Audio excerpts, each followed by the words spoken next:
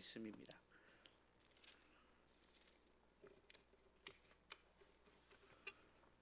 사무엘상 7장 12절에서 14절까지 말씀입니다. 세 절인데요. 우리 같이 읽도록 하겠습니다. 사무엘이 돌을 취하여 미스바와 센 사이에 세워 이르되 여호와께서 여기까지 우리를 도우셨다 하고 그 이름을 예베네셀이라 하니라. 이에 블레셋 사람들이 굴복하여 다시는 이스라엘 지역 안에 들어오지 못하였으며 여호와의 손이 사무엘이 사는 날 동안에 블레셋 사람을 막으심에 블레셋 사람들이 이스라엘에게서 빼앗았던 성읍이 에그론에부터 가드까지 이스라엘에게 회복되니 이스라엘이 그 제사방 지역을 블레셋 사람들의 손에서 도로 찾았고 또 이스라엘과 아모리 사람 사이에 평화가 있었더라. 아멘. 누구나 어려운 일을 당합니다. 그 중에서 극복하기 어려운 수준의 큰 어려움들이 있습니다. 그러나 삶의 기간을 좀 더 길게 늘여놓고 보면 그 위기의 과정도 하나의 어떤 과정 중에 하나일 뿐임을 깨닫게 됩니다. 오히려 우리의 삶은 그 위기와 통과하기 어려운 순간을 건너므로 이 대나무 마디처럼 한 뼘씩 자라고 커집니다. 우리에게 어려움이 있는 것은 문제가 아닙니다. 진짜 문제는 그 어려움을 어떻게 해결해 가느냐에 있는 것이죠. 위기는 아파하고 자기 연민에 빠져 웅크리고 있다고 해서 해결되지 않습니다. 어렵고 고통스럽지만 똑바로 뚫어지게 그 힘든 장면을 직시해야 하는 것입니다.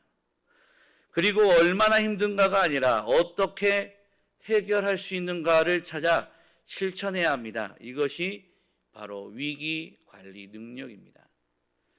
큰 배가 높은 파도에 휘청거릴 때가 있습니다. 넘어지려는 배를 바로 세우는 것, 그것을 그 배가 가지고 있는 복원력이라고 합니다. 우리의 삶도 충격을 받아 배처럼 휘청거릴 수 있지만 복원력을 발휘해 또다시 일어나야 하는 것이죠. 능력이란 곧 바로 서는 것만이 아닙니다. 인간이라면 누구나 한계가 있고 감당하지 못한 일들을 겪습니다. 그 한계를 극복하는 위기 관리 능력과 복원력을 우리는 진정한 능력이다라고 이야기합니다.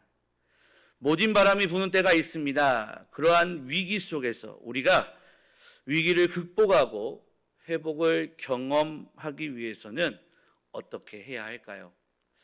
어떻게 우리는 위기관리 능력과 복원력을 가질 수 있을까요? 사무엘은 이스라엘의 마지막 사사로서 사사시대의 종말을 예고하고 왕이 다스리는 이 왕정시대로 가는 안내자 역할을 하였던 이스라엘의 지도자입니다. 사사시대와 왕정시대의 그 연결고리에 있는 지도자가 사무엘이죠. 사무엘이 자라갈 때 블레셋 민족이 이스라엘에 쳐들어와 그들이 살고 있는 땅과 터전을 빼앗고 사람들의 생명을 해하는 일이 발생하였습니다. 블레셋 민족을 대항하여서 전쟁을 벌였지만 그 결과는 참패였습니다. 이제 어떻게 이 위기를 극복해야 할지 인간적인 방법으로는 도저히 어떠한 방도가 나오지 않는 그런 상황입니다. 이러한 민족적 위기 가운데 지도자로 세워진 사무엘 선지자는 이스라엘 백성들을 미스바로 모이도록 하였습니다. 미스바는 이스라엘 민족이 중요한 일이 있을 때 모였던 회의의 장소 중 한 곳입니다. 그리고 그곳에서 이스라엘 백성이 직면할 위기를 해결할 방법을 알려주었습니다. 오늘날 우리는 이 위기의 시대 또 위기의 상황을 경험하며 살아가고 있습니다. 가정의 위기가 있습니다. 또 직장의 위기가 있습니다. 인생의 위기가 있고 또 개인과 공동체의 여러 위기를 직면하며 이 위기 앞에서 우리가 어찌할 바를 알지 못하고 당황할 때가 있습니다. 여러 위기들 속에 우리의 삶의 영역들이 무너짐을 우리가 바라볼 때도 있습니다. 당시 이스라엘 백성들이 블레셋 민족 앞에 당황하고 있었던 것처럼 우리 역시 인생의 위기 앞에 서서 당황하고 있다는 것입니다. 삶이 무너짐을 경험하고 있다는 것입니다. 이러한 위기를 직면한 우리에게, 회복이 필요한 우리에게 하나님께서는 오늘 사무엘 선지자가 선포한 말씀을 들려주시기를 원하고 계십니다. 너희가 이 위기를 극복하기를 원하느냐? 그러면 나의 말을 들으라. 이스라엘 민족이 위기를 경험할 때, 무너졌을 때 하나님은 이 사무엘 선지자를 통해서 그 위기를 극복할 수 있는 방법을 알려주셨습니다. 그렇게 우리는 오늘 하나님이 사무엘 선지자로 선포하게 하신 말씀을 통해 동일하게 우리가 경험하고 있는 인생의 위기들, 삶의 위기들, 무너진 삶을 극복하고 회복할 수 있는 영적 원리를 발견할 수 있는 것입니다. 위기의 시대를 살아가는 저와 여러분은 오늘 본문 말씀을 통해서 우리가 직면한 무수한 위기들을 극복할 수 있는 방법, 우리가 직면한 어려움을 이겨낼 수 있는 영적인 방법이 과연 무엇인가?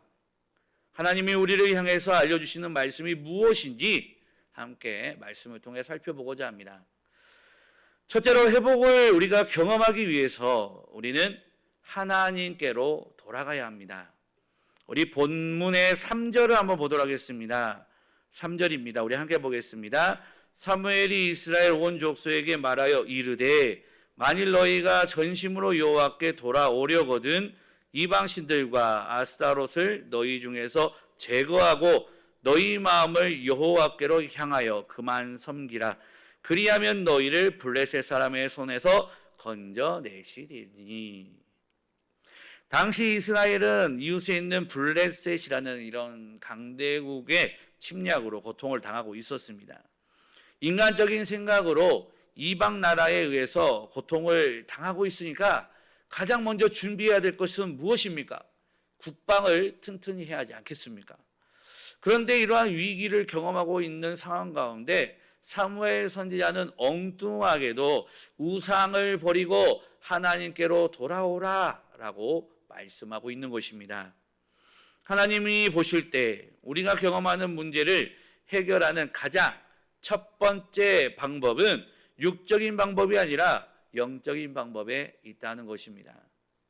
이스라엘 백성들이 지금 고통당하는 것은 단순히 이방 민족 때문이 아니라 그들이 하나님을 떠나 우상 숭배를 하고 있었기 때문임을 알려주고 있는 것이죠.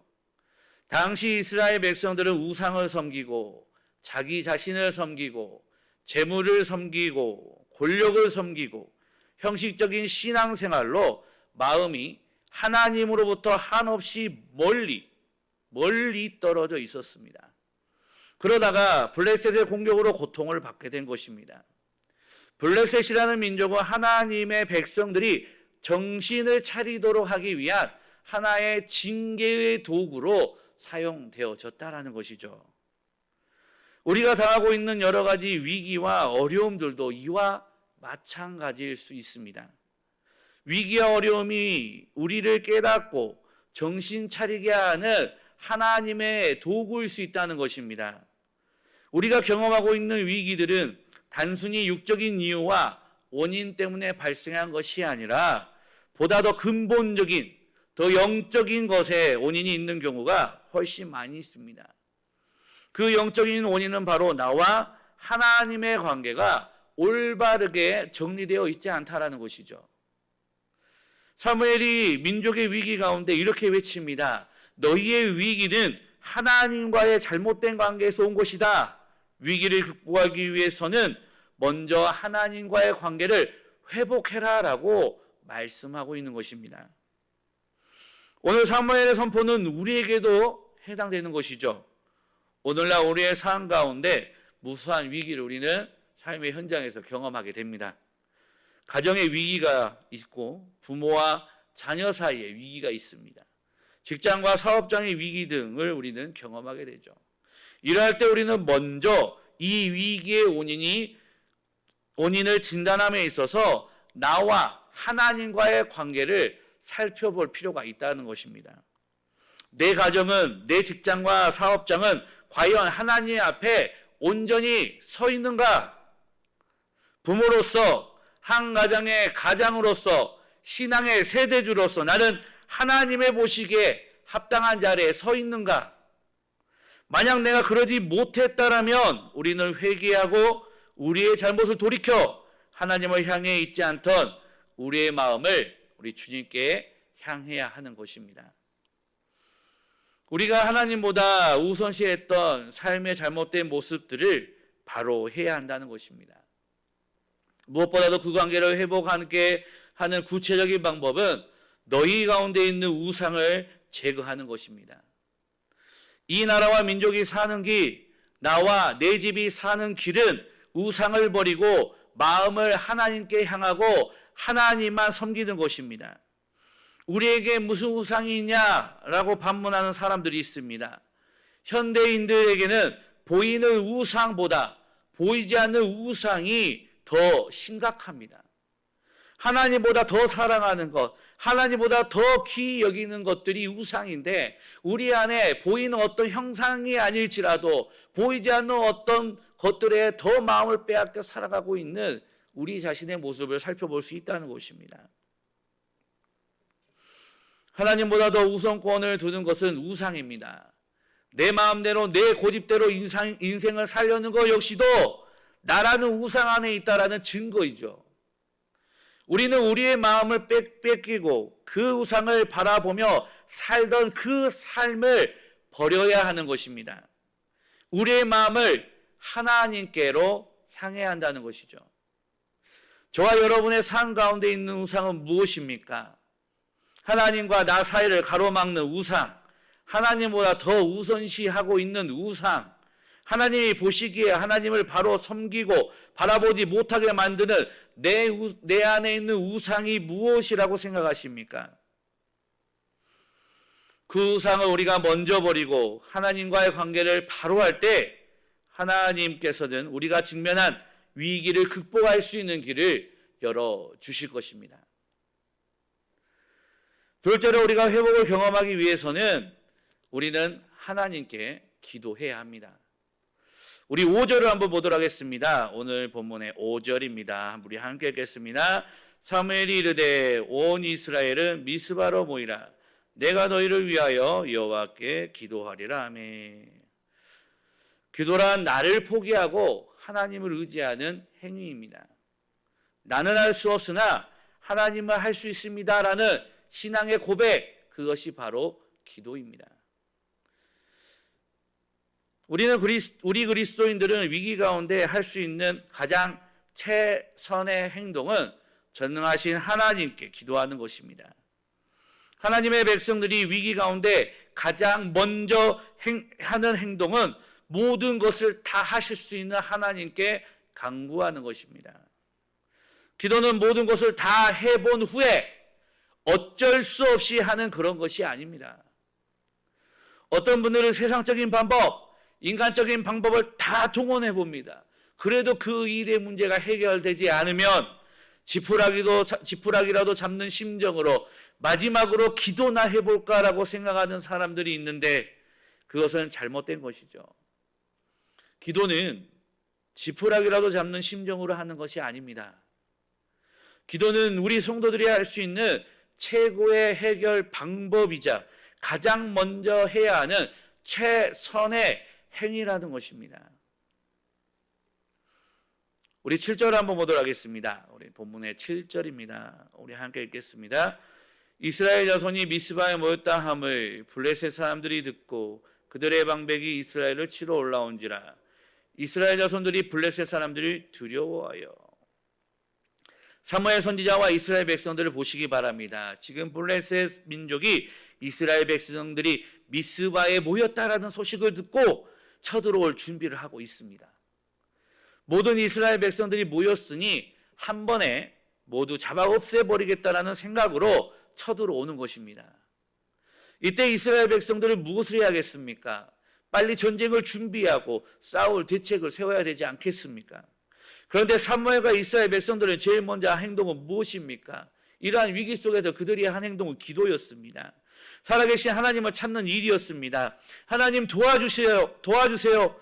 하나님, 우리가 어떻게 해야 할지 모르니 하나님의 역사를 우리에게 역사하여 주시옵소서라고 그들은 기도한 것이죠.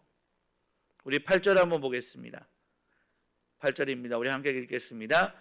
이스라엘 자손이 사무엘에게 이르되 당신은 우리를 위하여 우리 하나님 여호와께 쉬지 말고 부르짖어 우리를 블레셋 사람의 손에서 구원하시게 하소서 하시니, 사무엘 선지자와 이스라엘 백성들은 이 위기 가운데 가장 먼저 기도했습니다.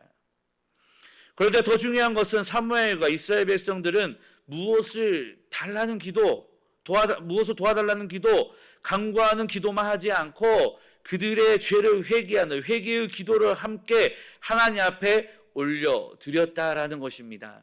우리 6절 한번 보도록 하겠습니다. 6절입니다. 우리 함께 읽겠습니다. 그들이 미스바에 모여 물을 길어 여호와 앞에 붓고 그날 종일 금식하고 거기에서 이르되 우리가 여호와께 범죄하였나이다 하니라. 사무엘이 미스바에서 이스라엘 자손을 다스리니라. 기도 중에서도 가장 강력한 기도, 하나님께서 기뻐하시고 응답하시는 기도는 바로 회개 기도입니다. 회개를 전제로 한 기도와 간구는 하나님의 제일 빠른 응답을 가져오는 것이죠. 저와 여러분이 가장 빠른 기도의 응답을 받기 위해서 할 수 있는 기도의 방법, 그것은 회개를 전제로 하는 기도인 것입니다. 왜냐하면 사실 우리가 경험하는 대다수의 위기가 우리의 불순종과 범죄함으로 기인하는 것이기 때문입니다. 회개를 하며 우리의 불순종과 범죄를 고백하고 용서를 구하면 하나님께서는 우리에게 허락하신 징계로서의 벌을 거두어 가십니다. 하나님이 내리신 징계가 제 역할을 다 마쳤기 때문이죠. 이처럼 이스라엘 백성이 간절히 회개하며 하나님께 기도하자 어떠한 일이 일어나게 됩니까? 우리 10절을 한번 보도록 하겠습니다. 10절입니다. 우리 함께 읽겠습니다. 사무엘이 번제를 드릴 때에 블레셋 사람이 이스라엘과 싸우려고 가까이 오매 그날에 여호와께서 블레셋 사람에게 큰 우레를 발하여 그들을 어지럽게 하시니 그들이 이스라엘 앞에서 패한지라. 하나님께서 이스라엘을 도우셨습니다. 하나님께서 직접 큰 우레를 발하여 그들의 대적을 치셨습니다. 그리고 원수 블레셋 사람이 이스라엘에게서 빼앗았던 성읍들을 되찾는 역사가 일어나게 된 것이죠. 위기를 극복하고 그동안 잃어버린 것을 도로 찾는 회복의 역사를 하나님께서 허락하신 것입니다. 기도는 그리스도인들의 특권이자 책임입니다. 기도를 잘하면 부족한 것 같은데 성공하고 안 될 것 같은데 잘 되는 역사가 일어납니다. 반대로 모든 것을 잘 갖추어도 기도가 없다면 우리는 실패할 수 있고 넘어질 수밖에 없습니다. 기도는 부족한 내가 하나님의 긍휼하심과 자비하심과 은혜를 구하는 것입니다. 기도하는 사람은 절대로 실패하지 않습니다. 아니, 잠시 실패하는 듯 보여도 결국에 더 크게 일어납니다. 사랑하는 성도 여러분, 기도의 성공자가 되시기 바랍니다.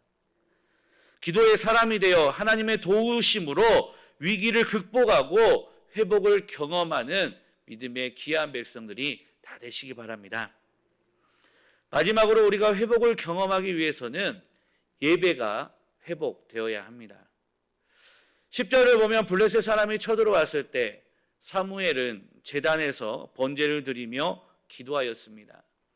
그랬더니 하나님께서 우레를 발하여 블레셋 사람들을 물리쳐 주셨습니다.